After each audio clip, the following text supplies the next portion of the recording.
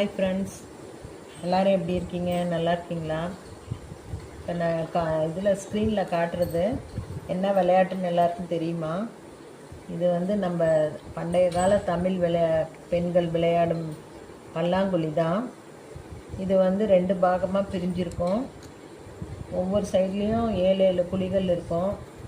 7 குழிகள்லேயும் ஒவ்வொரு குழியிலையும் 5 காய்கள் போட்டு வச்சுக்கணும். இப்போ 2 பேர் இதுக்கு விளையாடணும். இப்போ எதிர் சைடில் இருக்கிறவங்க ஃபஸ்ட்டு ஆட்டத்தை ஆரம்பிக்கும்போது அது ரைட் சைடில் நமக்கு ரைட் சைடில் தான் விளையாடணும். எப்பயுமே வலதுபுறமாக வரணும். இப்படி 5 காயும் 5 குழியில் போட்டதும் அடுத்த குழியில் இருக்க காயை எடுத்து மறுபடியும் இப்படி விளையாடணும். இப்படி தொடர்ந்து விளையாண்டுக்கிட்டே வரணும்.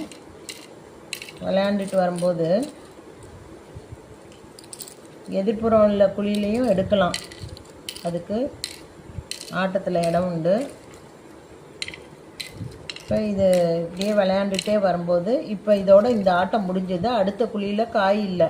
அப்போ நம்ம என்ன பண்ணணும், இந்த குழியை தொடச்சிட்டு இந்த குழியில் இருக்க காய்களெல்லாம் நமக்கு சொந்தமாயிடும்.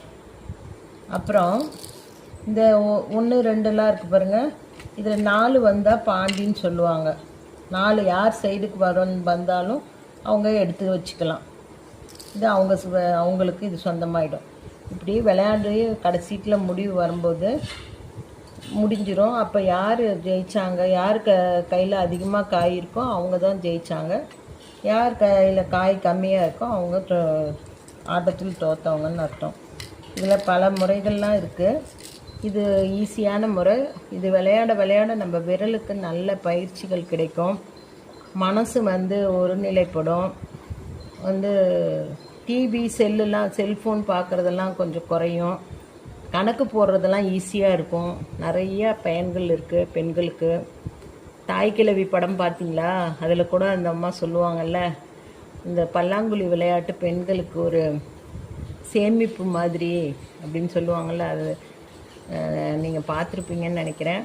இது பிடிச்சிருந்தா லைக் பண்ணுங்கள், சேனலுக்கு சப்ஸ்கிரைப் பண்ணுங்கள், கமெண்ட் பண்ணுங்கள். Thank you friends.